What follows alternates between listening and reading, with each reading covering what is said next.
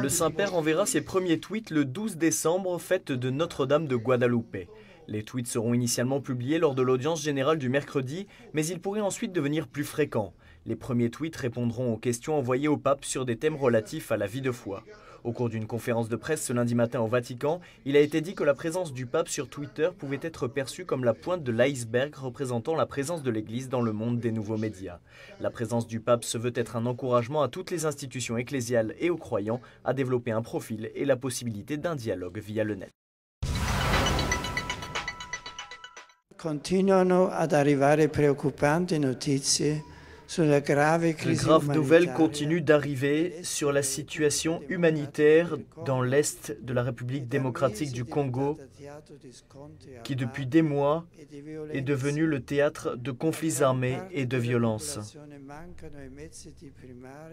Une grande partie de la population manque de moyens de première nécessité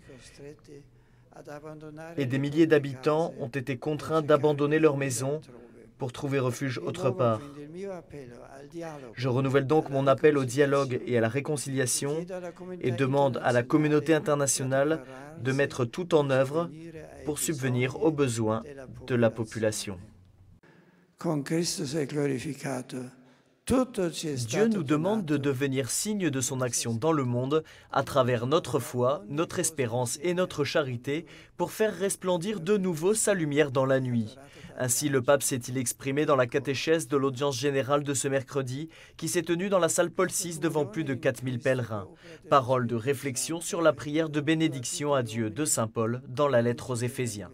Un hymne au plan bienveillant de Dieu qui nous introduit au temps de l'Avent et nous fait comprendre qu'être fils adoptif de Dieu en Christ n'est pas quelque chose qui vient se substituer à notre humanité, mais est l'accomplissement d'aspirations plus profondes, de ce désir d'infini et de plénitude qui habite dans l'intime de l'être humain et l'ouvre à un bonheur qui n'est pas momentané et limité, mais éternel. Dans cette perspective, a continué Benoît XVI, la foi est la réponse de l'homme à la révélation de Dieu, qui implique un changement de mentalité parce que Dieu nous saisit, nous attire à lui, devient le sens qui soutient notre vie, le rocher sur lequel celle-ci peut trouver sa stabilité.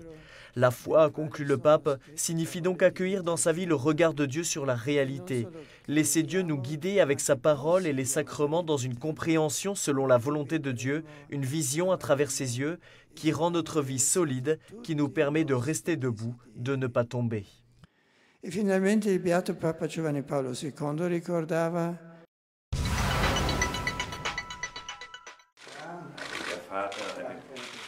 Benoît XVI a reçu ce jeudi matin en audience privée le président de la République fédérale d'Allemagne, Joachim Gauck, élu en mars dernier.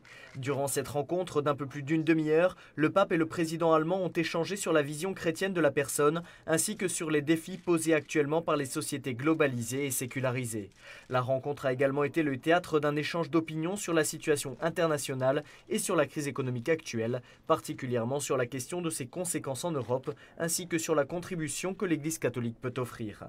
Au terme de la rencontre, le président Gauck a donné à Benoît XVI le traditionnel pain du pape de sa terre natale, un livre biographie et un bâton de style moderne pour se promener. Et le pape a quant à lui offert son dernier livre sur l'enfance de Jésus, une médaille du pontificat et une gravure de Saint-Pierre. Non è possibile farlo analiticamente. Les apôtres avaient un monde pré-chrétien à évangéliser, nous, du moins par certains aspects et dans certains environnements, un monde post-chrétien à réévangéliser. Nous devons remettre au goût du jour l'annonce du Christ, mort pour nos péchés et ressuscité pour notre justification. C'est par cette réflexion que le prédicateur de la maison pontificale a inauguré les prédications de l'Avent sur le thème « Une année de grâce du Seigneur ».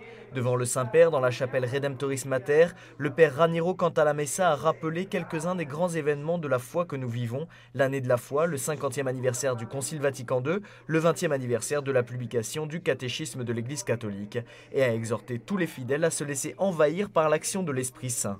Celui-ci, en effet, transforme l'évangélisation de tâches à accomplir, de devoirs, en un honneur et un motif de mérite. C'est la joie, a-t-il précisé, que connaît bien le messager qui porte l'annonce à la ville assiégée que le ciel siège a été levé.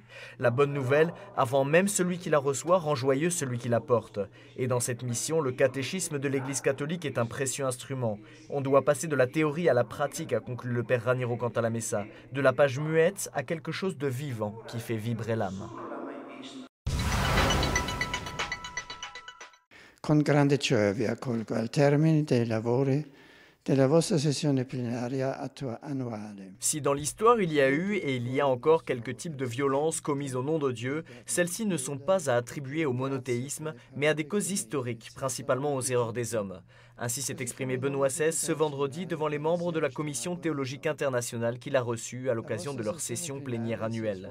Le pape a en particulier souligné que c'est justement l'oubli de Dieu qui est responsable de l'immersion des sociétés humaines dans une forme de relativisme qui génère inéluctablement la violence. Quand on nie la possibilité pour tous de se référer à une vérité objective, alors le dialogue devient impossible et la violence, déclarée ou cachée, se transforme en règle dans les rapports humains. Ainsi, le Saint-Père a souligné l'importance de la théologie qui sert la vérité de la foi, en particulier dans une période de l'histoire où certains retiennent que seul le polythéisme des valeurs peut garantir la tolérance, conformément à l'esprit d'une société démocratique pluraliste. Sans l'ouverture au transcendant, a conclu Benoît XVI, l'homme devient incapable d'agir selon la justice et de s'engager pour la paix.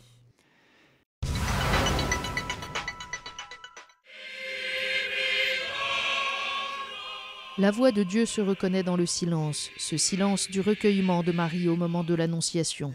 C'est l'Annonciation qui nous rappelle que le salut du monde n'est pas l'œuvre de l'homme, de la science, de la technique, de l'idéologie, mais nous vient de la grâce. C'est ce qu'a expliqué Benoît XVI aux nombreux fidèles rassemblés sur la place d'Espagne au cœur de Rome après le traditionnel hommage à la statue de l'Immaculée. La grâce, a poursuivi le pape, nous rappelle que la puissance d'amour de Dieu est plus forte que nos silences. Elle comble le vide que l'égoïsme crée entre les personnes ou entre les peuples. La grâce est la joie de Marie quand elle écoute la voix du Dieu qui sauve. Et il nous sauve d'abord de nos enfers personnels, comme les drogues. Il nous empêche de chuter. Il sauve toute l'humanité. A tutti voi buona festa di Maria Immacolata. Bonne fête de l'Immaculée à vous tous. L'humanité peut se tourner avec confiance vers Marie. C'est ce qu'a dit le pape aux fidèles avant la prière de l'Angélus, en expliquant le sens de la fête de l'Immaculée Conception. La lumière qui émane de la figure de Marie nous aide à comprendre le vrai sens du péché originel. La doctrine de l'Immaculée Conception de Marie exprime la certitude, dans la foi, que les promesses de Dieu ont été remplies, que son alliance n'a pas failli, mais qu'elle a produit une racine sainte à partir de laquelle a poussé le fruit béni de l'univers, Jésus, le Sauveur. L'Immaculée tente à montrer que la grâce est en mesure de susciter une réponse, que la fidélité de Dieu sait générer une foi vraie et bonne. Après l'Angélus, Benoît XVI a prié pour les populations des Philippines, touchées ces derniers jours par un violent ouragan. En italien, il a salué l'Institut dermatologique de l'Immaculée à Rome, souhaitant que l'on trouve des solutions aux divers problèmes qu'affrontent actuellement les institutions de santé catholiques. En ce deuxième dimanche de l'Avent, le pape a consacré sa réflexion à Saint Jean-Baptiste avant de réciter l'Angélus avec les nombreux fidèles rassemblés sur la place Saint-Pierre. Jean est la voix qui passe. Le Christ est le Verbe éternel qui était au commencement. À nous aujourd'hui de prêter l'oreille à cette voix pour faire de la place en nos cœurs pour accueillir Jésus, la parole qui nous sauve. En ce temps de l'Avent, a dit le pape, nous nous préparons à voir avec les yeux de la foi le salut de Dieu dans l'humble grotte de Bethléem. Dans la société de consommation dans laquelle nous sommes tentés de chercher la joie dans les biens matériels, le Baptiste nous apprend à vivre tournés vers l'essentiel pour que Noël ne soit pas vécu seulement comme une fête extérieure, mais comme la fête du Fils de Dieu qui est venu apporter aux hommes la paix, la vie et la joie véritable. Pour la sendas de la concordia. Ce dimanche soir, dans la basilique Vaticane, le pape a salué les participants au congrès Église en Amérique organisé par la Commission pontificale pour l'Amérique latine et par les Chevaliers de Colomb. Dans son discours, Benoît XVI a rappelé les nombreux défis du continent américain, sécularisme, pauvreté, narcotrafic. De ce constat, l'invitation à proclamer sans réserve l'Évangile en Amérique, car il n'y a pas d'œuvre plus gratifiante et de service plus grand pour ceux qui ont soif de Dieu. Il est pourtant essentiel, rappelle le pape, que tous les acteurs pastoraux soient purifiés et et renforcés dans leur vie intérieure, à travers une relation sincère avec le Seigneur, une catéchèse adéquate et une formation permanente, fidèle à la parole de Dieu et au magistère de l'Église, qui permettent de répondre aux questions et aux aspirations les plus profondes du cœur humain.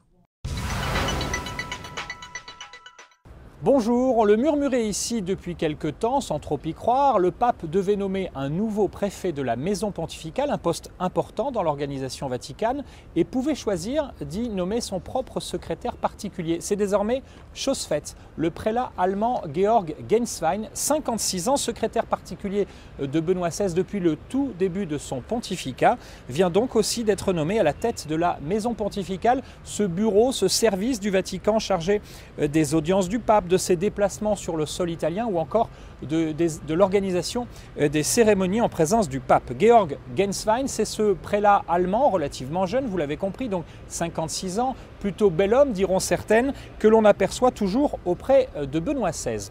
À la tête de la maison pontificale, il remplace désormais l'américain Monseigneur James Harvey, que le pape vient à peine de créer cardinal et de nommer à un poste important à Rome, à la tête d'une des basiliques romaines, Saint-Paul hors les murs. Alors pour beaucoup d'observateurs, cependant, cette promotion de Monseigneur Harvey, du cardinal Harvey, sonne en fait plus comme une sanction.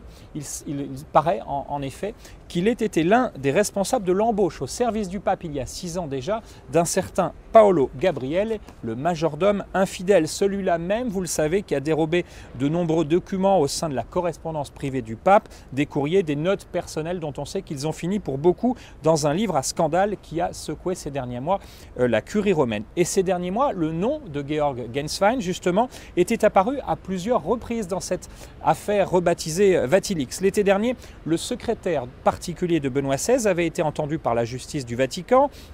En septembre, il avait été aussi appelé à témoigner à la barre lors du procès de Paolo Gabriele, le majordome infidèle. Secrétaire particulier du pape et désormais préfet de la maison pontificale, consacré évêque au début du mois de janvier prochain, Monseigneur Genswein se voit ainsi récompensé, il voit récompenser sa loyauté envers Benoît XVI et sa discrétion. Récemment, il avait ainsi assuré que sa fonction auprès du souverain pontife était comparable à celle d'une vitre.